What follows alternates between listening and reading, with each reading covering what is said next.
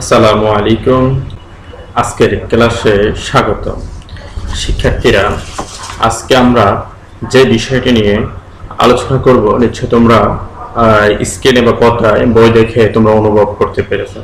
আজকে আমরা finance banking বিষয়ের পঞ্চম অধ্যায়ের মূলধন আয় ব্যয় পাঠ্যক্রম বা মূলধন বাজেটিং সম্পর্কে আলোচনা করব। এর আগে আমরা ফিন্যান্স ব্যাংকিং বইয়ের তোমাদের তৃতীয় অধ্যায়ের অর্থের সময় মূল্য নিয়ে এবং চতুর্থ অধ্যায়ের ঝুঁকি ও অনিশ্চয়তা নিয়ে আমরা একাধিক ক্লাস নিয়েছি অনলাইনে। তো আজকে আমরা মূলধন আয় ব্যয় পাঠ্যক্রমে বাজেটিং বা মূলধন বাজেটিং এর প্রথম ক্লাস নিচ্ছি। শিক্ষার্থীরা, আজকের ক্লাসে পাঠ উপস্থাপক হিসাবে সাথে আছি আমি মোহাম্মদ সাজ্জাদ হোসেন, ফেনী শিশু নিকেতন কালেক্টরেট স্কুল, ফেনী।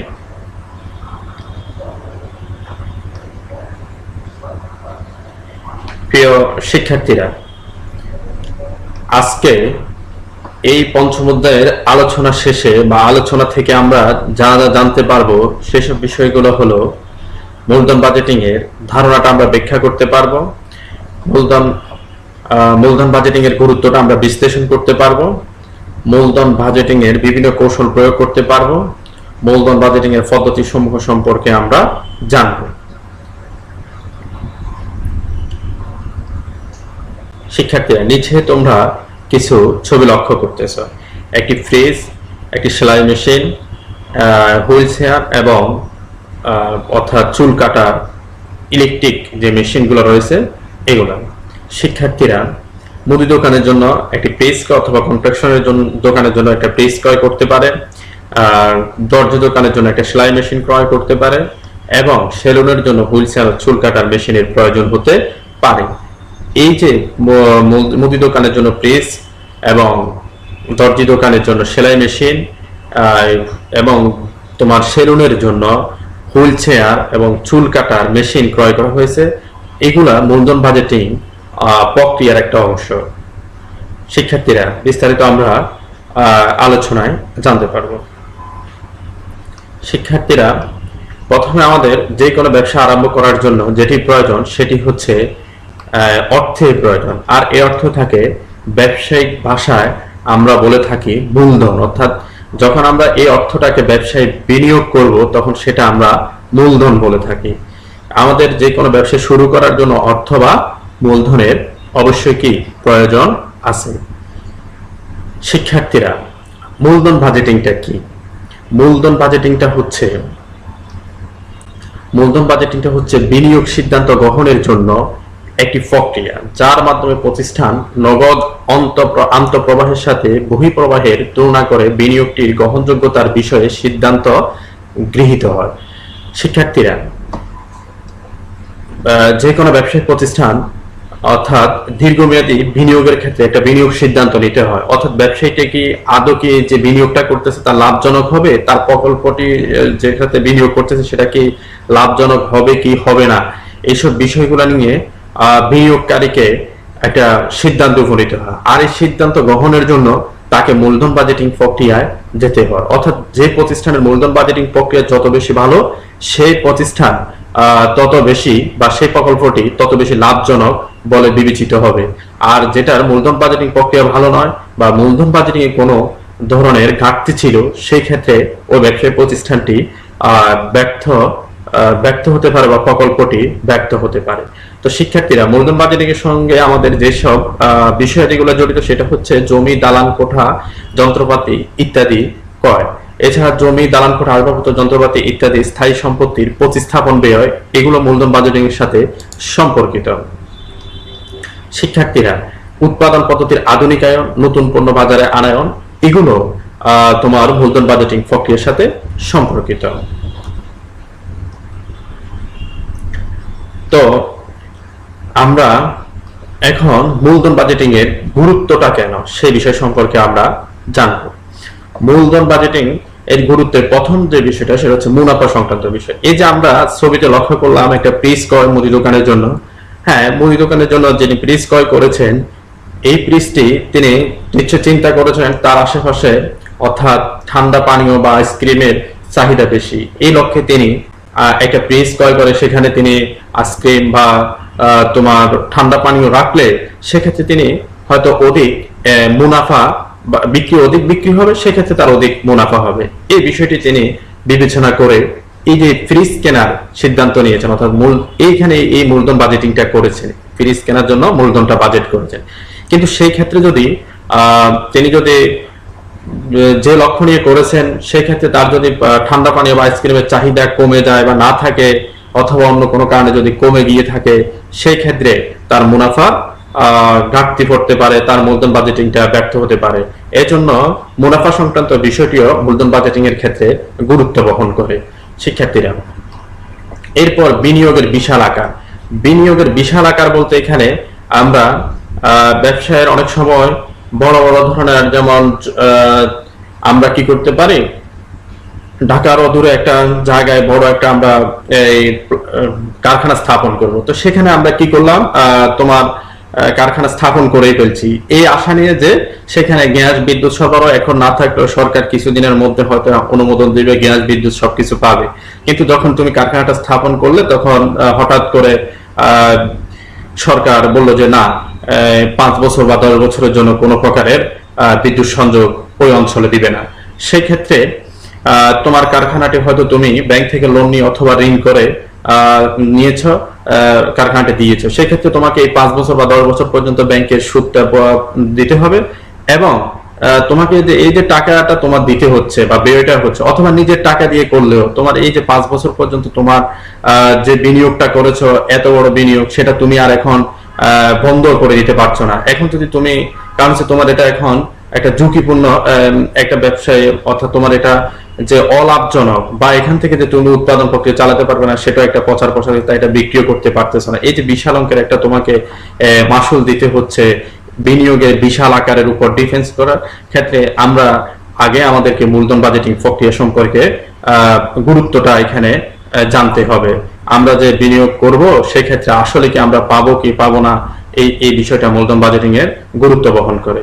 এছাড়া ঝুঁকির ভিত্তিতে যে বিষয়টি, সেটি হচ্ছে তোমার যে কোনো ব্যবসায়িক প্রতিষ্ঠানে আসলে অনিশ্চয়তা বা ঝুঁকির মধ্যে বিরাজ করে। আমরা যে ব্যবসায় বিনিয়োগ করে থাকি এগুলা আসলে আমরা ঝুঁকিতেই বিনিয়োগ করে থাকি। এটা লভ্যাংশ আসতেও পারে, নাও আসতে পারে, লাভজনক হতে পারে। কিন্তু এই ক্ষেত্রে আমাদেরকে মূলধন বাজেটিং প্রক্রিয়ার যে বিষয়টি আমাদেরকে বিবেচনা করতে হয় সেটি হচ্ছে, আমরা যে কোনো ব্যবসায় বিনিয়োগ করার আগে সেটার ঝুঁকিটা পাককালন বা ঝুঁকিটা পরিমাপ করতে হবে। ঝুঁকি পরিমাপ করে যখন আমরা মূলধন বাজেটিং এর সিদ্ধান্ত গ্রহণ করব, তখন মূলধন বাজেটিংটা আমাদের জন্য লাভজনক এবং সফল ব্যবসায় সফলতা নিয়ে আসবে। সুতরাং ঝুঁকির ভিত্তিতেও মূলধন বাজেটিং এর গুরুত্বটা অপরিসীম।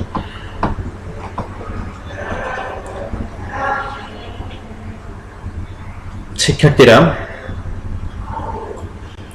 এরপর মূলধন বাজেটিং এর প্রয়োগ। আমরা দেখতে পাচ্ছি স্থায়ী সম্পত্তি কর, ব্যবসায় পণ্য উৎপাদন ক্ষমতা বৃদ্ধিকল্পের সম্প্রসারণ, পণ্য বৈচিত্র্যায়ন, প্রতিস্থাপন ও আধুনিকায়ন ইত্যাদি ক্ষেত্রে আমাদেরকে মূলধন বাজেটিং এর প্রয়োগটা দেখাতে হয়। স্থায়ী সম্পত্তি কর বলতে, ব্যবসায় যখন তুমি শুরু করবে সেই ক্ষেত্রে তোমাকে জমি ক্রয় করতে হবে, অথবা বিভিন্ন ধরনের যন্ত্রপাতি, মেশিন, কলকারখানার জন্য যে যে আসবাবপত্রগুলো প্রয়োজন, এগুলো হচ্ছে স্থায়ী সম্পত্তি। এগুলা ক্রয়ের ক্ষেত্রে আমরা মূলধন বাজেটিং এর প্রয়োগটা দেখতে পারি। এগুলা ক্রয়ের সময় যদি আমরা মূলধন বাজেটিংটা সঠিকভাবে না করতে পারি, সেক্ষেত্রে এইসব স্থায়ী সম্পত্তি ক্রয় করে ব্যবসা অনেক সময় লোকসানের সম্মুখীন হতে পারে। এজন্য এই ক্ষেত্রে মূলধন বাজেটিং এর প্রয়োগ লক্ষ্য করা যায়। ব্যবসায়ের পণ্য উৎপাদন ক্ষমতা বৃদ্ধিকল্পের সম্প্রসারণ, অর্থাৎ ব্যবসা চালু করে দেখা যাবে ব্যবসার উৎপাদন ক্ষমতা আরো বাড়ানো দরকার। সেই ক্ষেত্রে আমরা নতুন নতুন পণ্য, ব্যবসার পণ্য উৎপাদন ক্ষমতা বাড়ানোর জন্য আমরা বিভিন্ন কার্যক্রম গ্রহণ করতে হয়, যেটা মূলধন বাজেটিং এর প্রয়োগ লক্ষ্য করা যায়। পণ্য বৈচিত্র্যায়ন করা, অর্থাৎ তুমি একটি পণ্য ছাড়ার পরে পণ্য আরো নতুন নতুন পণ্য উৎপাদন করবে, ব্যবসায় সম্প্রসারণ করবে। সেই ক্ষেত্রে পণ্য বৈচিত্র্যায়নও আমরা কি মূলধন বাজেটিং এর প্রয়োগটা লক্ষ্য করে থাকি। এছাড়া প্রতিস্থাপন, আধুনিকায়ন, অর্থাৎ ব্যবসায়ের আমরা আধুনিকায়ন করতে চাই, অর্থাৎ আগে যে পদ্ধতিতে ব্যবসা পরিচালনা করছে সেই পদ্ধতিতে বর্তমান প্রতিযোগিতামূলক বা আধুনিকায়নের সাথে আমার ব্যবসাটা খাপ খাচ্ছে না মার্কেটের সাথে। সেই ক্ষেত্রে আমাকে কি করতে হচ্ছে, ব্যবসায়ীকে বা কারখানাকে প্রতিস্থাপন করতে হচ্ছে নতুন করে এবং আধুনিকায়ন করতে হচ্ছে। এইটাও ব্যবসায় মূলধন বাজেটিং এর প্রয়োগের সাথে সম্পর্কিত।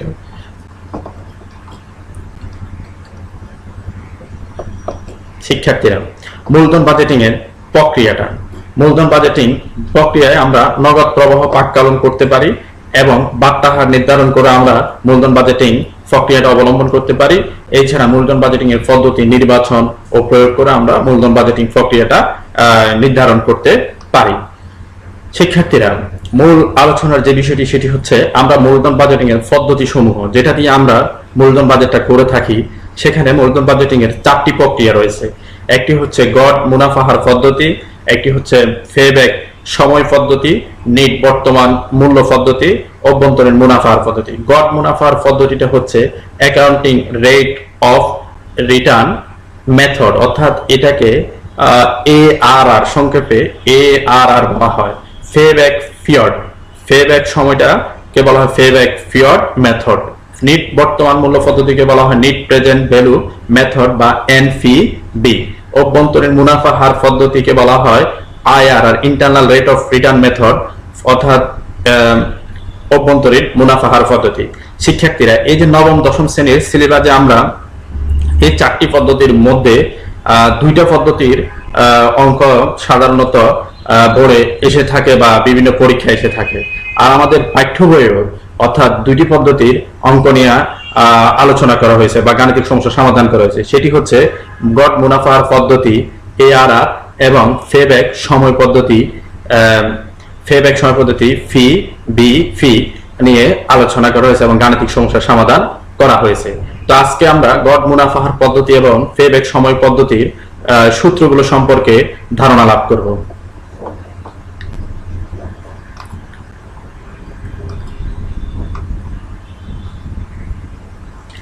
শিক্ষার্থীরা, গড় মুনাফা হার সমান হচ্ছে প্রথম যে সূত্রটি ARR গড় মুনাফা হারের, সেটি হচ্ছে গড় নিট মুনাফা বাই গড় বিনিয়োগ, অর্থাৎ গড় নিট মুনাফাকে আমরা গড় বিনিয়োগ দ্বারা ভাগ করে 100 দিয়ে গুণ করলে আমরা গড় মুনাফা হারটা আমরা পেয়ে যাব। তো শিক্ষার্থীরা, আর ফেব্যাক সময়টা হচ্ছে NCO ভাই, অর্থাৎ তোমাদের এখানে বলছে বিনিয়োগ এবং বার্ষিক নগদ, অর্থাৎ বার্ষিক বিনিয়োগকে বার্ষিক নগদ প্রবাহ দ্বারা ভাগ করলে ফেব্যাক সময়টা পাওয়া যায়। বইতে এইভাবে সূত্রটা লেখা বাংলায়। আমরা বাংলায় সূত্রটা না লিখে যদি ইংরেজিতে সংক্ষেপে লিখি তাহলে আমাদের জন্য সহজ হয়ে যাবে। এই জন্য আমরা যে বিনিয়োগটাকে NCO ধরছি এবং বার্ষিক নগদ প্রবাহটাকে আন্তঃপ্রবাহটাকে NCB ধরছি, অর্থাৎ NCO বাই NCB। এখানে আমরা অর্থাৎ যে ক্ষেত্রে নিট বার্ষিক নগদ প্রবাহটা আন্তঃপ্রবাহটা সমান থাকবে, অর্থাৎ যদি আমি 5 বছরের জন্য প্রকল্পটা নিয়ে থাকি, সেখানে যদি আমার 5 বছর পর্যন্ত আয়ের হারটা একই হারে অর্থাৎ সমান হারে আসে, সেক্ষেত্রে আমি NCOটা অর্থাৎ NCO বাই NCB এই সূত্রের মাধ্যমে আমরা ফেব্যাক সময়টা নির্ণয় করব। যদি আমার 5 বছর পর্যন্ত প্রত্যেক বছরে যদি আয়ের হারটা বা নিট মুনাফাটা নগদান্ত প্রবাহটা যদি ভিন্ন ভিন্ন আসে, সেই ক্ষেত্রে আমাকে দ্বিতীয় সূত্রটি অর্থাৎ ফেব্যাক সময় সমান A plus NCO minus C by D এই সূত্রটি দ্বারা আমরা অঙ্ক বা গাণিতিক সমস্যা সমাধান করতে হবে। তো এখানে A সমান হচ্ছে the year in which the cumulative net cash flow in near up to NCO, অর্থাৎ নগদ অন্তঃপ্রবাহের অর্থাৎ ক্রমযোজিত নগদ অন্তঃপ্রবাহের সম্ভাব্য যে বছর পেব্যাক সময়টা রয়েছে সেই বছরটি আমরা A সমান লিখব। আর এখানে NCOটা হচ্ছে net cash flow of the year of the following year A, অর্থাৎ এই যে সম্ভাব্য পেব্যাক সময়ের ক্রমযোজিত যে নগদ, অর্থাৎ এখানে NCOটা হচ্ছে বিনিয়োগ, আর বিনিয়োগ থেকে আমরা যেটা বাদ দিব সিটা হচ্ছে এখানে কমিউনিটেড net cash flow of the year A, অর্থাৎ এখানে এটা হচ্ছে সম্ভাব্য পেব্যাক সময়ের ক্রমযোজিত নগদ যে প্রবাহটা থাকবে, ক্রমযোজন করে নগদ প্রবাহের যে ক্রমযোজনটা হবে সেটা সম্ভাব্য বছরের যে ক্রমযোজনটা হবে সেটি সমান হচ্ছে C। আর D সমান হচ্ছে অর্থাৎ net cash flow of the year following the year A, অর্থাৎ সম্ভাব্য নগদ প্রবাহের বছরের পরবর্তী বছরের শুধু নগদ প্রবাহটা, এখানে ক্রমযোজিত না, পরবর্তী বছরের শুধু নগদ প্রবাহটা সমান হচ্ছে D। আর এভাবে আমরা যখন করে NCO থেকে আমরা সিটা বাদ দিয়ে D দিয়ে ভাগ করব, তখন আমরা এটা যোগ করে দিলে আমরা পেব্যাক সময়টা আমরা পেয়ে যাব। শিক্ষার্থীরা, নিট মুনাফা, নিট মুনাফাটা হচ্ছে মোট মুনাফা থেকে আয়কর, অর্থাৎ প্রশ্নে যদি আয়কর দেয়া থাকে সেক্ষেত্রে আয়কর বাদ দিলে, মোট মুনাফা থেকে আয়কর বাদ দিলে যেটি পাওয়া যাবে সেটি হচ্ছে মোট মুনাফা। আর মোট মুনাফাটাকে, অর্থাৎ তুমি যে বিক্রয় করেছো সেই বিক্রয় থেকে খরচ সমূহ বাদ দিলে আমরা পাবো মোট মুনাফা। তো মোট মুনাফাটা হলো খরচ সমূহ হচ্ছে চলতি খরচ, স্থায়ী খরচ, অবচয় ইত্যাদি হচ্ছে তোমার খরচ সমূহ, অর্থাৎ ব্যবসা প্রতিষ্ঠানের সাথে চলতি খরচ, স্থায়ী খরচ এবং অবচয় ইত্যাদি যোগ করার পর যেটি হবে সেটি যদি বিক্রয় থেকে আমরা বাদ দিই তা থেকে আমরা মোট মুনাফা পাবো। আর মোট মুনাফা থেকে যখন আয়করের কথা উল্লেখ থাকবে সেটি বাদ দিলে আমরা পাবো নেট মুনাফা। শিক্ষার্থীরা, এছাড়া ব্যবসায় সরলরৈখিক, অনেক সময় অবচয়ে নির্দিষ্ট অঙ্ক লেখা থাকে, অনেক সময় লেখা থাকে সরলরৈখিক পদ্ধতিতে তিনি অবচয় ধার্য করেন। সেই ক্ষেত্রে তোমাকে অবচয়টা নির্ণয় করতে হবে, বাৎসরিক কত টাকা করে তোমার অবচয় হয়েছে। তো সেক্ষেত্রে আমরা সরলরৈখিক পদ্ধতিতে অবচয়ের ক্ষেত্রে আমরা যে বিনিয়োগটা করে থাকি সেই বিনিয়োগ থেকে যদি কোনো ভগ্নাবশেষ বা অবশিষ্ট মূল্য থাকে সেটা বাদ দিয়ে আমরা প্রকল্প বা বিনিয়োগের যে বছর সংখ্যা রয়েছে তা দিয়ে আমরা ভাগ করলে সরলরৈখিক অবচয় বা বার্ষিক অবচয়ের পরিমাণটা আমরা জানতে পারবো। শিক্ষার্থীরা, গড় নিট মুনাফা, অর্থাৎ গড় নিট মুনাফাটা কি? গড় নিট মুনাফাগুলো যোগ করতে হবে, অর্থাৎ তুমি যখন নিট মুনাফাগুলো পাবে প্রত্যেক বছরের সেগুলো যোগ করে গড় নিট মুনাফাটা আমরা সেটাকে আমরা মেয়াদ দিয়ে ভাগ করব। যদি আবার আমরা অনেক ক্ষেত্রে কোনো বছর হয়তো ক্ষতিও হতে পারে, সবসময় যে নিট মুনাফা হবে তা না, কোনো বছর আমরা ক্ষতির সম্মুখীন হতে পারি। আর যদি সেখানে ক্ষতি হয়ে থাকে তাহলে আমরা গড় নিট মুনাফা যেগুলো হয়েছে সেগুলা থেকে সেগুলা যোগ করব, আর যেটি ক্ষতি হয়েছে সেটা আমরা কি করব? বিয়োগ করে দেব। তারপর আমরা নিট মুনাফাকে মেয়াদ দ্বারা ভাগ করলে আমরা গড় নিট মুনাফাটা পাবো। শিক্ষার্থীরা, নগদ অন্তঃপ্রবাহটা কি? নগদ অন্তঃপ্রবাহটা হচ্ছে নিট মুনাফার সাথে অবচয় যোগ করলে যে অর্থ পাওয়া যাবে সেটি হচ্ছে নগদ অন্তঃপ্রবাহ। অর্থাৎ তোমার যে নিট মুনাফা হবে সেই নিট মুনাফার সাথে আমরা যখন কি করব? নিট মুনাফাটা হচ্ছে যে মোট মুনাফা থেকে আমরা যখন খরচ বাদ দিব তখন আমরা নিট মুনাফা পাই। আর এই নিট মুনাফার সাথে যখন অবচয়টা আবার আমরা যোগ করে দেব সেক্ষেত্রে আমরা এটা নগদ অন্তঃপ্রবাহ পাবো। একাধিক প্রকল্পের মধ্যে, অর্থাৎ গড় মুনাফা হার বেশি যেই প্রকল্পের সেই প্রকল্পটি আমাদের ক্ষেত্রে গ্রহণযোগ্য। শিক্ষার্থীরা, আবার পেব্যাক পিরিয়ডের ক্ষেত্রে, অর্থাৎ যখন পেব্যাক পিরিয়ড নির্ণয় করব সেই ক্ষেত্রে যে প্রকল্পের পেব্যাক সময়টা কম সেই প্রকল্পটি আমরা গ্রহণ করব। আর গড় মুনাফা হারের ক্ষেত্রে যে প্রকল্পের গড় মুনাফা হারটা বেশি সেই প্রকল্পটি আমরা এখানে গ্রহণ করব। এছাড়া গড় বিনিয়োগটা হচ্ছে বিনিয়োগ প্লাস ভগ্নাবশেষ মূল্যকে আমরা 2 দিয়ে ভাগ করলে আমরা গড়, অর্থাৎ যে কোনো বিনিয়োগকে আমরা যখন 2 দিয়ে ভাগ করব তখন আমরা গড় বিনিয়োগটা পেয়ে যাব। শিক্ষার্থীরা, আমরা লক্ষ্য করতেছি একটি গড় মুনাফা নির্ণয়ের একটা আদর্শ ছক, অর্থাৎ গড় মুনাফা নির্ণয় করার ক্ষেত্রে আমরা প্রথমে এই ছকটি লক্ষ্য করব। অর্থাৎ যে ক্ষেত্রে আমাদের খরচের পরিমাণ দেওয়া থাকবে, আয়কর দেওয়া থাকবে, সেই ক্ষেত্রে আমাদেরকে এরকম ছক পূরণ করে প্রথমে নিট মুনাফাটা নির্ণয় করতে হবে। তো আমরা প্রথমে এরকম ঘর করে তারপর বিক্রয় লিখে বিক্রয় থেকে আমরা যে খরচ, অর্থাৎ চলতি খরচ, স্থায়ী খরচ, অবচয় ইত্যাদি বাদ দিব। তাই সেটা বাদ দিলে আমরা যেটা মোট মুনাফা পাবো, সেখান থেকে আমরা আয়করটা বাদ দিলে নিট মুনাফাটা আমরা পেয়ে যাব। অনেক ক্ষেত্রে আয়কর দেয়া থাকে না, তো সেই ক্ষেত্রে খরচ বাদ দেওয়ার পর যেটা থাকবে সেটাই হচ্ছে তোমার নিট মুনাফা। আর আয়কর যদি উল্লেখ থাকে সেক্ষেত্রে আমরা আয়করটা বাদ দিতে হবে।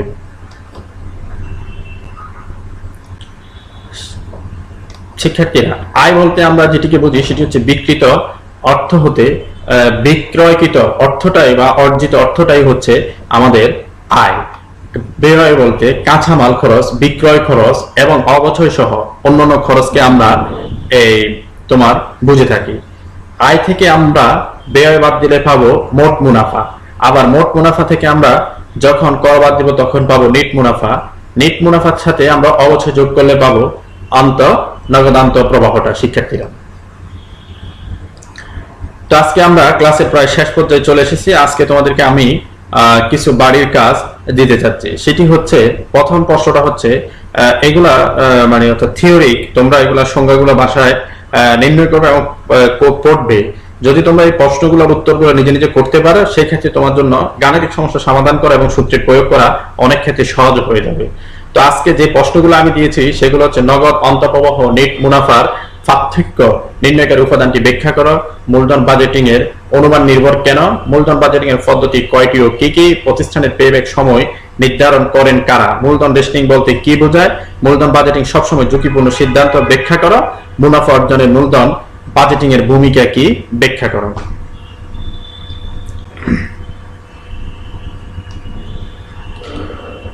শিক্ষার্থীরা, তো আজকের ক্লাসের আমরা এই পর্যন্তই। তোমরা আশা করি ভালোভাবে বুঝতে পেরেছো। পরবর্তীতে আমরা পেব্যাক পিরিয়ড এবং গড় মুনাফা হার পদ্ধতির সূত্রের সাহায্যে গাণিতিক সমস্যা সমাধান করে দেখাবো। তো সকলের সুস্বাস্থ্য কামনা করে আল্লাহ হাফেজ।